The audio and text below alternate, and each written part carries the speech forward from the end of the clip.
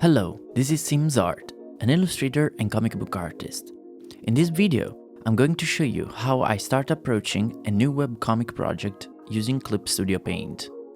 In the previous video, we talked about world building, comic aesthetics, how to write a script and find the right lettering for our project. In this third and last video, we're going to talk about the final steps in the creation of our comic. During this video, we'll talk about pacing, pages per episode, length of a season, and how to create an interesting presentation pitch.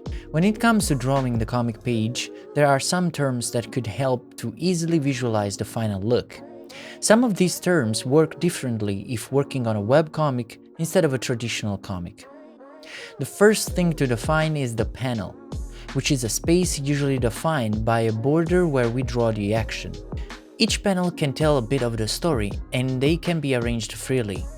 The distance between the panels is called gutter, and this can help with the pacing.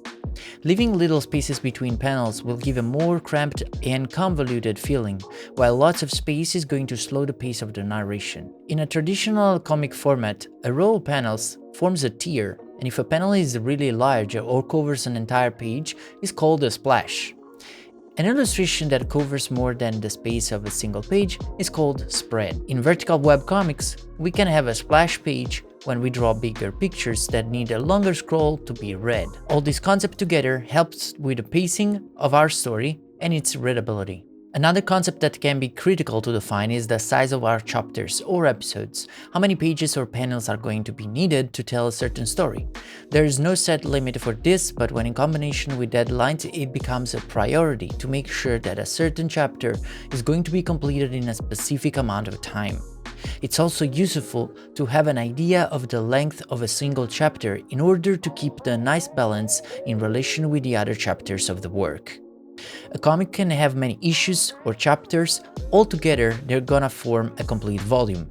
The length of the whole body of work is something to take into account, especially when working on webcomics. The entire main arc of a story is often called a season, and the length of a season can be defined by a certain number of episodes or chapters. Of course, it's possible to extend with extra episodes a season, but it helps to have an idea of how many episodes our season is gonna be, to make sure that the pacing of the story and the rhythm works correctly.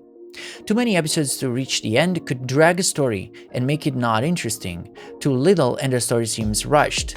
Being able to evaluate how much time we want our readers to wait before delivering an ending is something to keep in mind when finalizing your comic. Once our comic is finally complete, or we created our first batch of episodes or a pilot, we often have too many options: self-publish or find a publisher. In both cases, we may need to write a logline that introduces our audience to the project, a brief synopsis that describes the story, a character description to present each character of the story with their goals and role in the story, and everything else relevant to make our project interesting.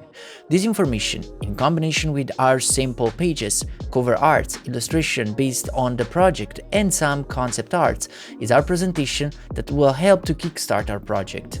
As a rule of thumb, we want to keep all these informations as short, relevant, and clear as possible in order to engage our readers and make them interesting in the project. We can always share in-depth information in a second moment once the project has been well received. With this presentation pitch, we reach the end of this first approach to our first comic. Clearly, every tip I give can be expanded, ignored, or changed depending on your style or goal, but I hope that you have found this information useful or inspiring. To all of you, I wish the best luck for your first comic. If you have found this information useful, don't forget to leave a comment, like this video, and subscribe for more videos like this. Thank you for watching. If you liked this video, you can find more about my work on Instagram, Twitter, and YouTube. See you next time.